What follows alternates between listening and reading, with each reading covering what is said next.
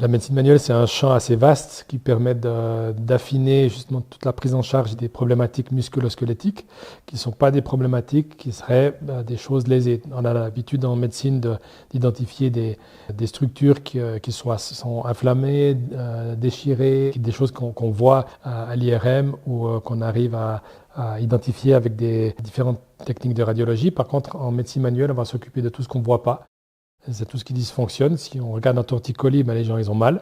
Si on fait une IRM, on va pas voir grand-chose, à part que le cou est un peu incliné. Et avec la médecine manuelle, ça permet d'identifier quelle vertèbre est bloquée, quel muscle est bloqué, et puis de développer des traitements ou d'orienter les gens ou de leur montrer comment faire des autotraitements. Il y a beaucoup de diagnostics palpatoires, il y a un diagnostic fonctionnel aussi, on va tester des mouvements, repérer les mouvements qui bloquent, ça nous donne des indications sur quelle structure pourrait poser problème. Après, au niveau du traitement, on peut utiliser que les mains ou utiliser des instruments. On utilise aussi les aiguilles d'acupuncture pour ce qu'on appelle le dry needling. Donc ça, c'est des techniques où on va aller piquer dans le muscle, chercher des zones qui sont bloquées pour les forcer à réagir pour qu'ils puissent ensuite se détendre. On peut utiliser aussi des instruments pour presser sur des muscles, pour aider à les détendre. Mais habituellement, c'est plutôt les patients qui utilisent ça pour les autotraitements. C'est reconnu par la FMH, il y a une prestation TARMED qui correspond à la discipline, une sous-spécialité pour la médecine générale. Pour moi, c'est vraiment un ajout à ce qu'on apprend en orthopédie, en rhumatologie, dans toute la problématique ostéo-articulaire. Et puis on rajoute une approche, des connaissances, des tests diagnostiques. Je me bats plutôt pour que ça fasse partie de la formation des généralistes, que ça soit, même si on ne sait pas traiter, au moins qu'on sache tester, qu'on sache les reconnaître. Et je suis plutôt à dire c'est juste des compléments qu'on devrait tous avoir comme généralistes, parce que c'est tellement fréquent que pour moi, ce n'est pas du complémentaire ou du parallèle, ça reste de la médecine, quoi. J'essaie de sensibiliser à la fois les collègues déjà installés et si c'est possible dans des cadres comme ça, de sensibiliser les jeunes qu'il y a ça qui existe et que c'est un outil génial. Une notion qui est importante, c'est cette notion de lésionnel ou dysfonction. Si on prend l'image d'un vélo, si la roue est voilée, si les rayons sont cassés, ça, c'est, je dirais, la médecine classique, parce qu'il y a quelque chose qui est lésé, et puis on aimerait le réparer, on va changer, voilà, il y a le côté chirurgie, plâtre, etc. Alors que quand on réfléchit dysfonction, alors ça sera plutôt les freins du vélo. Donc si on fait la photo du vélo, le vélo est normal, et puis finalement, les freins sont bloqués, donc c'est seulement quand on essaye qu'on voit que ça avance pas. Et puis, alors on peut palper, on peut chercher, on peut trouver avec les mains ce qui coince, mais si on fait juste la photo, donc une IRM, un scanner, on verra rien. Donc, et puis tout ce qui est médecine manuelle, ces disciplines, que ce soit chiro, ostéo, on va traiter le frein bloqué, mais on ne va pas pouvoir s'occuper du rayon qu'il faut changer. C'est que c'est difficile de faire des études pour tester l'efficacité de ces techniques, parce que si on prend le diagnostic lumbago ou lombalgie, c'est un fourre-tout, ça veut juste dire mal au dos. Mais finalement, dans la lombalgie, qu'est-ce qui fait mal?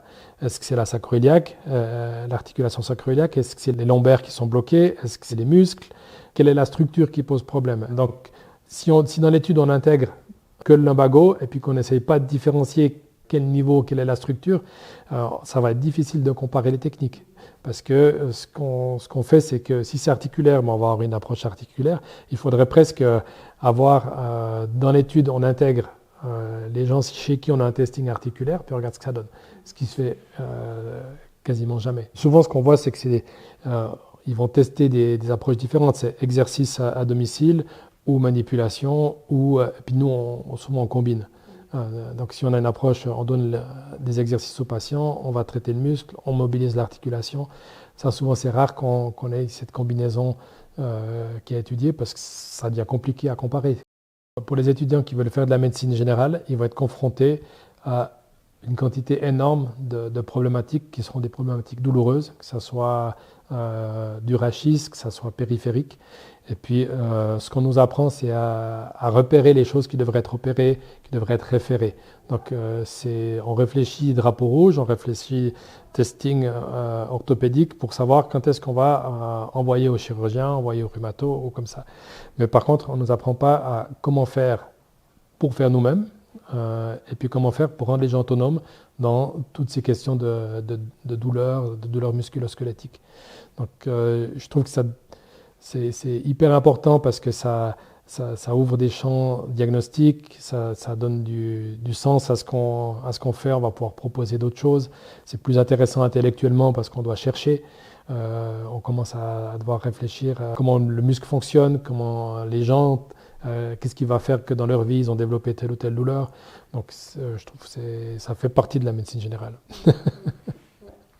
Je trouve que la démarche qu'il y a en permettant aux étudiants de connaître ces techniques-là, elle est hyper importante. Moi, je trouve que c'est génial s'ils ont de la chance de pouvoir faire ça, c'est d'avoir ce regard déjà un petit peu plus large, de ne pas devoir aller un peu à contre-courant. On sent que maintenant, c'est quelque chose qui est permis, même si voilà, c'est des disciplines où on n'a pas tout pu comprendre, on ne comprend pas toute la physiopathologie, mais vu que ça marche, on accepte de la pratiquer et de l'enseigner. Donc ça, je trouve que c'est important que ça soit aussi transmis avant qu'on finisse. Ouais.